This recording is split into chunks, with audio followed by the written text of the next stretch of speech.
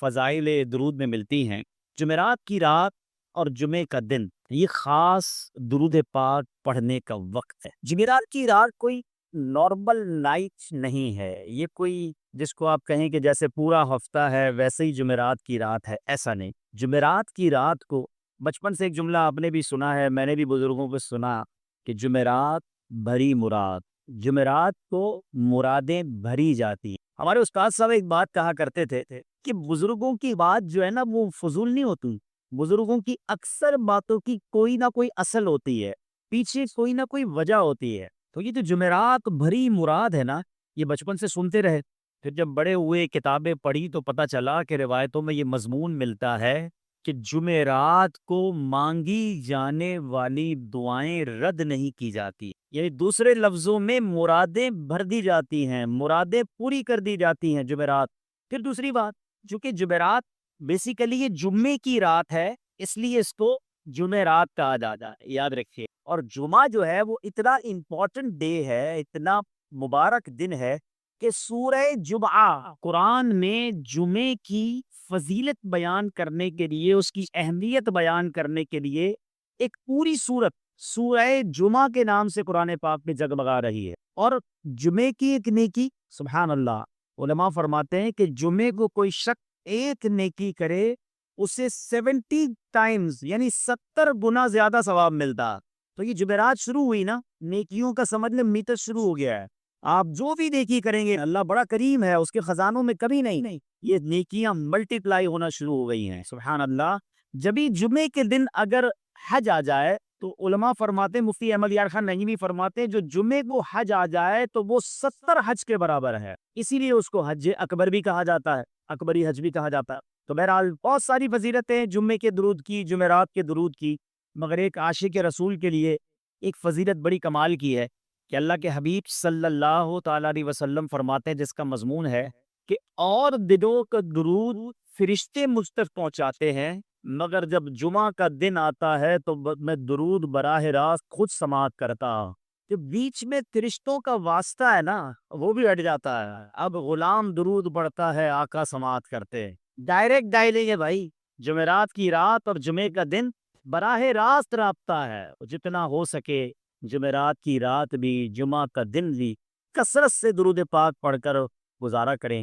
آئیے مل کر محبت کے ساتھ بآواز بلند درود پاک پڑھ لیں۔ صلو علی الحبیب صلی اللہ تعالی علی محمد صلی اللہ علیہ وسلم۔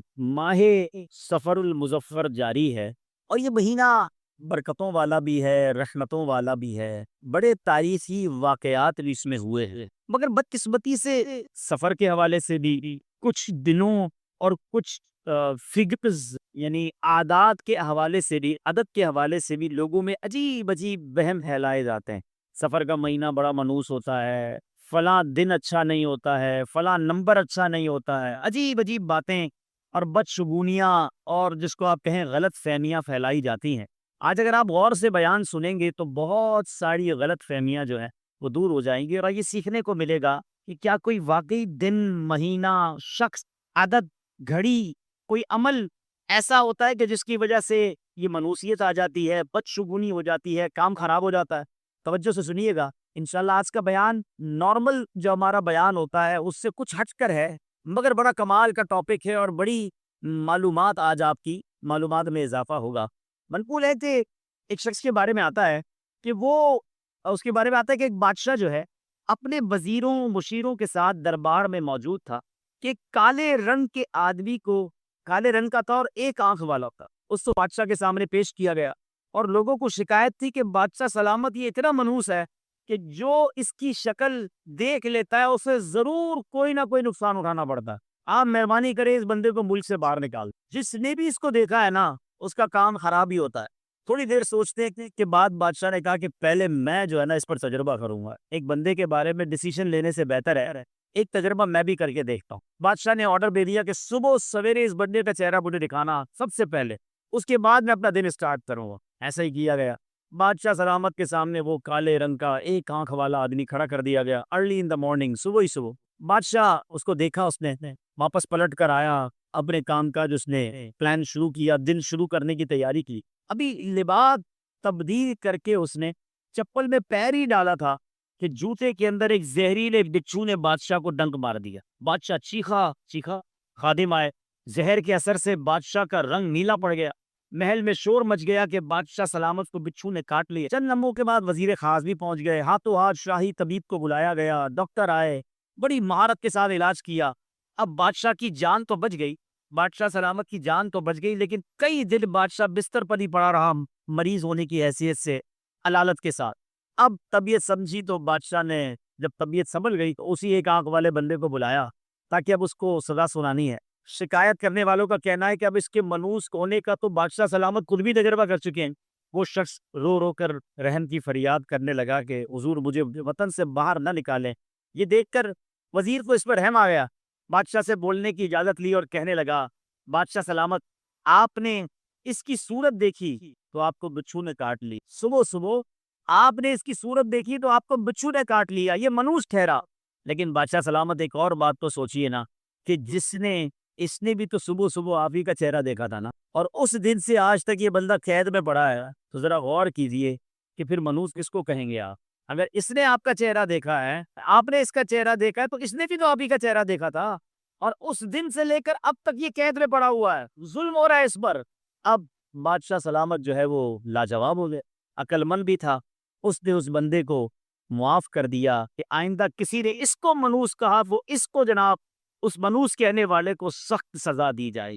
اس واقعے سے پتا چلا کوئی شخص منوس نہیں ہوتا. زندگی میں آزمائش آنی ہوتی ہے تو وہ آ جاتی ہے، مگر کسی شخص کو، کسی دن کو، کسی ٹائم کو، کسی عمل کو دیکھ کر بندہ کہے کہ نہیں جناب اب تو کام خراب ہی ہونا ہے. اس میں سے کہ ایک اور بڑی بات پتہ کیا ہے؟ جب کوئی شخص کسی کو منوس قرار دیتا ہے، یہ گناہوں کا میٹر شروع کر دیتا ہے. آپ سوچیں، آپ کسی کو یہ کہتے ہوں گے تو اس کے دل میں تکلیف کتنی ہوتی ہو. اگر کسی کے بارے میں یہ مشہور کر دیا جائے، کبھی سوچا اس مسلمان کی تکلیف کا عالم کیا ہو، اس کی دل آزاری کتنی ہوتی ہوگی، یہ اکیلے میں کتنا روتا ہوگا. اللہ کے حبیب صلی اللہ علیہ وسلم نے فرمایا، جو کسی مسلمان کی برائی بیان کرے جو اس پہ نہیں پائی جاتی تو اس کو اللہ عز و جل اس وقت تک دوزخیوں کے کیچڑ، پیپ اور خون میں رکھے گا جب تک وہ اپنی کہی ہوئی بات سے نہ نکل جائے. الامان والا آج تو تھوڑی دیر نہیں لگاتے. وہ ارے بڑا چور ہے، وہ تو ارے جناب وہ تو بڑا چیٹر ہے. اچھا وہ ارے اس کے جو بڑے حرام کے کاروبار ہیں، اچھا اس کی بات کر رہے ہو. ارے وہ بھائی اس نے بڑے غلط کام کیے ہوئے ہیں، وہ ہمیں بڑا نیک دکھتا ہے، ہم سے پوچھو اس کے پیچھے گھر میں کیا معاملات ہے. ارے آپ کو پتا نہیں ہے، آپ کسی کے بارے میں کیسے ایسی باتیں کر سکتے ہیں. یاد رکھیے گا، ہم سارے مل کر بھی کسی کی عزت چھیننے کی کوشش کریں نا، اور جس کو اللہ نے عزت دی ہے اس کا کوئی کچھ نہیں بگاڑ سکتا. ساری دنیا مل کر کسی کی عزت بڑھانے کی کوشش کرے، اور اگر اللہ نے اس کے مقدر میں ذلت لکھی ہے تو کوئی اسے بچا نہیں سکتا. اللہ جسے چاہے عزت دے، جسے چاہے ذلت دے. ہم اور آپ کچھ بھی نہیں کر سکتے، مگر ہم اپنے نامہ اعمال میں لاکھوں کروڑوں گناہ شامل کر لیتے ہیں جب یہ لوگ ایک دوسرے کے خلاف میسج چلاتے ہیں، افواہیں پھیلاتے ہیں، بری باتیں کرتے ہیں. ہم ہوتے کون ہیں کسی کے بارے میں غلط بات کرنے والے؟ بڑی پیاری بات بزرگ کہتے ہیں نا، کسی کی طرف ایک انگلی اٹھاؤ گے، یہ باقی 3 انگلیاں تمہاری طرف. آج کسی کا عیب لوگ خوش ہوتے، پتا چلا اس نے یہ کیا، ہاں اس کے بیٹے نے یہ کیا، اس کی بیٹی کا یہ معاملہ ہو گیا، اس کی بہو کا یہ مسئلہ ہو گیا. آج دوسروں کے عیبوں پر، دوسروں کی خامیوں پر خوش ہونے والوں، کبھی سوچا کہ میری اور آپ کے عیب کھل گئے تو ہم کسی کو منہ دکھانے جیسے رہیں گے؟ ذرا سوچو نا، کتنی ایسی باتیں جو صرف مجھے بتائیں، آپ کو بتائیں، اللہ کو بتائیں، اور کسی کو نہیں پتا. ہمارے اتنی غلطیاں ہیں، اتنے گناہ ہیں ہمارے. اللہ نے عیب ڈھکے ہوئے، عزت دی ہوئی ہے، بات بنائی ہوئی ہے، مگر ہم چاہتے کسی کی چادر ہٹ جائے، کسی کا عیب کھل جائے، کسی کے بارے میں کوئی بات ہم پھیلانے والے بن جائیں. وہ شخص یاد رکھیے، جب اس کے عیب کھولے جائیں گے، جو دوسروں کے عیب کھولتا ہے وہ منہ دکھانے کے قابل نہ رہے گا. اور یہ روایتوں کا مضمون ہے کہ جب بندہ کسی مسلمان کے عیب ڈھکتا ہے، اللہ اس کے عیب بھی چھپا دیتا. جو کسی کے عیب چھپ اچھالتا ہے، اس کے عیب بھی اچھال دیے جاتے. عربی کا ایک مقولہ ہے، من ضحک ضحک، جو کسی پر ہنستا ہے نا اس پر بھی ہنسا جائے. آج کسی کی بہت ساری ایسی مثالیں ہیں. مثال کے طور پہ کوئی بیچارہ سیدھا چل نہیں پاتا، لوگ اس کا مذاق اڑاتے ہیں. وہ جو لگ رہا ہے کوئی ہکلا کر بیچارہ گفتگو کرے، وہی جو توتلا ہے جس کو بولنا نہیں آتا، اچھا اس کی نقل بھی اتارتے ہیں. اچھا وہ جس کا رنگ کالا ہے، وہ جو ٹھگنا ہے، وہ جو لمبا ہے، آج تم کسی عیب دیکھ کر اس کا مذاق اڑا رہے ہو. کہ نوجوان بیٹھے ہیں، دوستوں میں یہ بڑی گیدرنگ میں چل رہا ہوتا ہے، نام رکھ دیے جاتے ہیں، چوچو، لمبو، کالا، موتا۔ اچھا اب اچھا جب کہو نا یار مت کرا کرو یہ، تو کہتے ہیں وہ تو ہنستا ہے، ہمارے ساتھ ہوتا ہے، ہمارے دوست ہے، ہم اس کو برا بھلا کہتے ہیں، وہ ہنس رہا ہوتا ہے۔ وہ ہنس نہیں رہا ہوتا، وہ اپنی شرم چھپا رہا ہے۔ پوچھو اس سے اس کے دل پہ کیا گزر رہی تھی۔ کبھی کوئی خوش ہو سکتا ہے اپنی برائی پر؟ وہ گھر جا کے روتا ہوگا، سارے دوست میرا مذاق اڑاتے ہیں۔ سوچو آپ روزانہ کتنے لوگوں کی دل آزاری کرتے ہیں۔ جب اس طرح چھوٹی چھوٹی باتیں کر کر کے دل پر کانٹے اور تیر برتاتے ہیں، اور کہیں یہ مذاق اڑانا ہمارے لیے عبرت نہ بن جائے، کبھی کسی کا مذاق نہ اڑاؤ۔ بلکہ میں آپ کو مشورہ دیتا ہوں، کبھی زندگی میں کسی میں عیب دیکھو نا، انسان ہوتے ہیں بہت ساری پرابلمز بیچاروں کو ہو جاتی ہے، فوراً سجدہ شکر ادا کرو، یا اللہ تیری مہربانی، تو نے مجھے آنکھ والا بنایا ہے، مجھے چھوٹے قد والا نہیں بنایا ہے، اللہ تیرا اتنی بڑی مہربانی ہے، پیر بھی سلامت دیے، ہاتھ بھی سلامت دیے، گونگا بھی نہیں بنایا۔ سوچو یہ وقت ہے شکر کا۔ شکر کرنے کی بجائے ہم دل آزاریاں کر، عیب جوئی کر کے تکلیف پہنچاتے ہیں۔ اللہ کے حبیب صلی اللہ علیہ وسلم فرماتے ہیں، من آذا مسلمن فقط آذانی، جس نے کسی مسلمان کو تکلیف دی، نبی پاک فرماتے اس نے مجھے تکلیف، ومن آذانی فقط آذ اللہ، اور جس نے مجھے تکلیف دی اس نے اللہ کو تکلیف۔ کدھر تک بات جاتی ہے؟ سوچو کسی ایک مسلمان کو تکلیف دیتے ہیں، شروع میں ہی نیت کر لو کہ کبھی کسی کے عیب نہیں کھولیں گے۔ پتہ چل بھی جائے نا، دوست کا، نمازی کا، رشتہ دار کا، پڑوسی کا کوئی معاملہ پتہ بھی چل جائے، تو بندہ آنکھیں اور کان بند کر لے کہ نہیں، اگر ہو بھی گیا تو مسلمان ہے، میرا بھائی ہے، میرا جاننے والا ہے، انسان ہے، ہو گئی غلطی، میں کون ہوتا ہوں دوسروں کو بتانے والا۔ چھپائیں، لوگوں کے عیب ڈھکیں، اللہ میرے اور آپ کے عیب ڈھکے گا، ہمارے عیب چھپائے جائیں گے۔ اللہ تعالیٰ یہ ذہن ہم سب کو نصیب فرمائے۔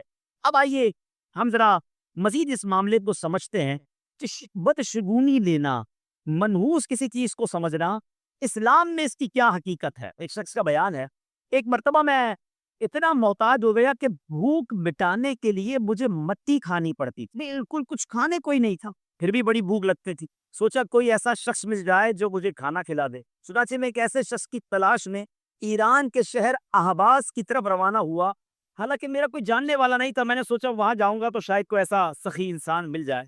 دریا کے کنارے پہنچا تو کوئی کشتی نہیں تھی۔ اچھا تھا یہ بندہ بڑا وہمی، بات بات میں بدشگونی لیتا تھا، کہتا کوئی کشتی نہیں ہے دریا میں، یہ تو بڑی بدفعالی ہے۔ پھر مجھے کشتی نظر آئی تو اس میں سوراخ تھا، کہتا یہ تو دوسری بدفعالی، پہلے تو کشتی نہیں تھی، اب کشتی ملی تو سوراخ والی بھی ہے۔ کشتی میں بیٹھ گیا تو جب میں نے اس کے کشتی چلانے والے کا نام پوچھا، کہتا ہے میرا نام دیو۔ شیر خدا جب خارجیوں سے جنگ کے لیے سفر کا ارادہ کیا تو ایک نجومی کہتا ہے کہ اے امیر المومنین آپ تشریف نہ لے جائیں۔ حضرت علی نے وجہ پوچھی کہ کیا وجہ ہے؟ کہا کہ اس وقت چاند جو ہے نا وہ اقرب یعنی آسمان کے برجوں میں سے ایک برج کا نام ہے، اس میں ہے، اگر آپ ابھی تشریف لے گئے تو آپ کو شکست ہو جائے گی۔ یہ آج کل جاتے ہیں نا لوگ فال نکالنے کے لیے طوطے والوں کے پاس، پاسے والوں کے پاس، وہ پتہ نہیں اخبار میں بھی سنا ہے پورا کالم آتا ہے یہ ہفتہ کیسا رہے گا، ہیں نماز ایک پڑھنی نہیں ہے، دعا کرنی نہیں ہے، اخبار کھول کے پڑھنا ہے ہفتہ کیسا رہے گا۔ اب ہفتے میں وہ لکھ دے جناب فا کے نام والے کے ساتھ مشکل ہوگی، تو اب جس کے نام کے ساتھ فا آ رہا ہے بندہ یہی سوچ رہا ہے یہ دکان پہ گاہک آیا نا اس کا نام فیصل ہے، فلاں فرحان ہے، گھر میں فا والی ایک لیڈیز آ گئی ہے، اب وہ فا کے چکر میں پورا ہفتہ اس کا ٹینشن میں گزر گیا۔ اللہ کے بندو ہم مسلمان ہیں، ہمیں اللہ پر بھروسہ، اس پر ایمان، اس کے نبیوں پر، قرآن پر، یہ کس چکروں میں ہم پڑ جاتے ہیں۔ سنو مولا علی سے وہ نجومی کہتا ہے حضور جنگ کو نہ جائیں، ہار جائیں گے، کیونکہ چاند جو ہے نا وہ فلا برج کے اندر ہے۔ اللہ اکبر۔ مولا علی نے جواب کیسا دیا، شیر خدا تھے نا، وہ فرماتے ہیں میرے آقا اور حضرت صدیق و عمر رضی اللہ تعالی عنہما نجومیوں پر اعتقاد نہیں رکھتے تھے، اللہ پر بھروسہ کرتے ہوئے اور تیری بات کو جھوٹا ثابت کرتے ہوئے میں ضرور سفر پر جاؤں گا۔ آپ روانہ ہوئے۔ سبحان اللہ، علماء لکھتے ہیں کہ نبی پاک کی حیات ظاہری کے بعد اگر کسی سفر میں سب سے زیادہ برکت ملی تو یہ مولا علی کا یہ والا سفر، اللہ نے ایسی کامیابی دی کہ تمام دشمنوں کو شکست ہوئی اور شیر خدا فتح کے ساتھ خوشی خوشی گھر کو واپس آئے۔ تو اللہ والے رکتے نہیں تھے ان وہموں سے، ان عجیب عجیب باتوں سے۔ آج نہ جانے کی اسلام سے دوری ہے نا، علم دین سے دوری ہے، فلاں بندہ کوئی کہہ دے، کوئی گھر کی عورت ہی کہہ دے کہ اب جناب یہ والے کپڑے پہنو گے، یہ والا چیز دیکھ لو گے تو مسئلہ ہوگا، اور انسان سارا دن وہم میں رہتا ہے۔ کبھی ایسا نہیں کرنا چاہیے۔ ایک بار حضرت عمر بن عبدالعزیز رضی اللہ عنہ کا واقعہ بھی سن۔ آپ کے غلام مزاحل کا بیان ہے کہ ہم مدینہ طیبہ سے نکلے تو میں نے دیکھا کہ چاند جو ہے وہ دبران میں ہے، کہ بھی یہ برج ہے، یہ ستاروں کی ایک زبان ہے، یہ ایک علم ضرور ہے مگر اس پر یقین نہیں کرنا ہے۔ یہ ضرور ہے کہ چاند اپنی منزلیں طے کرتا ہے، مگر اس منزل میں ہے تو دن خراب ہوگا، تو اس منزل میں آئے گا تو شادی اچھی ہوگی، اس منزل میں آئے گا تو سودا ٹھیک ہوگا، اس منزل میں ہوگا تو گھر تباہ ہو جائے گا، اس کی کوئی حقیقت نہیں ہے۔ تو وہ مزاحم کہتا ہے کہ میں نے دیکھا کہ چاند دبران میں ہے، اور میں سمجھ رہا تھا کہ دبران میں جب چاند ہو تو سفر نہیں کرنا چاہیے۔ اب میری ہمت تو نہیں ہے کہ میں حضرت عمر بن عبدالعزیز سے کہوں کہ حضور چاند اس برج میں ہے، رک جائیے۔ تو کہتے ہیں میں نے ڈرتے ڈرتے حضرت سے کہا حضور دیکھیں چاند کتنا خوبصورت لگ رہا ہے۔ آپ نے چاند کی طرف دیکھا اور مسکرائے کہ تم شاید مجھے یہ کہنا چاہ رہے ہو کہ چاند دبران میں ہے، سفر نہیں کرنا ہے۔ آپ نے فرمایا کہ ہم اللہ پاک کی مشیت کے ساتھ نکلتے ہیں، ہم چاند اور سورج کی مرضی سے نہیں، رب کی مرضی سے نکلتے ہیں۔ حضرت عمر بن عبدالعزیز نکل گئے ماشاءاللہ، اور سفر پورا کیا۔ تو یہ بزرگوں کا انداز ہے۔ بہرحال معلوم ہوا اللہ والے نجومیوں پر اعتماد نہیں، اللہ والے بدشگونی کو تسلیم نہیں کرتے، اللہ والے چاند ستاروں کی تاثیر ماننے والوں کی اصلاح کرتے ہیں، اللہ والے اللہ پاک کی ذات کامل پر بھروسہ رکھتے ہیں۔ ہمیں بھی چاہیے کہ بزرگوں کے نقش قدم پر چلتے ہوئے ہم وہم، بدشگونی، چاند ستاروں کی تاثیر اور نجومیوں پر اعتماد کرنے کے بجائے اللہ تعالیٰ پر بھروسہ کرنا سیکھیں، کیونکہ جو اللہ پر بھروسہ کرتا ہے ہمیشہ خوش رہتا، جو اللہ پر بھروسہ کرتا ہے سکون و اطمینان کی زندگی گزارتا ہے، جو اللہ پاک پر بھروسہ کرتا ہے اللہ اس کے کام سنوار دیتا ہے۔ یاد رکھیے جو اللہ پاک پر بھروسہ کرتا ہے اللہ کریم اس سے راضی ہو جاتا ہے، جو اللہ پر بھروسہ کرتا ہے کامیابی اس کے قدم چومتی ہے۔ سبحان اللہ، جو اللہ پر بھروسہ کرتا ہے اس کے لیے غیب سے روزی کا انتظام بھی ہو جاتا ہے۔ دنیا والوں پر بھروسہ چھوڑ دیں، دنیا کی چیزوں پر بھروسہ نہیں، اللہ پر بھروسہ، توکل، یقین۔ بزرگوں کو کیسا توکل ہوتا تھا، کیسا بھروسہ ہوتا تھا۔ توکل کی دو باتیں بتا دیتا ہوں۔ بعض اوقات توکل کی بات کرتے رہے وسلم کا دشمن ہے، وہی ہر خیر سے محروم۔ سورہ معون کے ساتھ مناسبت، سورہ کوثر کی اپنے سے ماں قبل سورت معون کے ساتھ مناسبت یہ ہے کہ سورہ معون میں کافروں اور منافقوں کی جو صفات بیان کی گئیں ان کے مقابلے میں سید المرسلین صلی اللہ تعالی علیہ وآلہ وسلم کے اوصاف سورہ کوثر میں بیان کیے۔ بسم اللہ الرحمن الرحیم، ترجمہ اللہ کے نام سے شروع جو نہایت مہربان رحمت والا ہے۔ اِنَّا أَعْطَيْنَاكَ الْكَوْثَرَ فَصَلِّ لِرَبِّكَ وَانْحَرْ إِنَّ شَانِئَكَ هُوَ الْأَبْتَرُ۔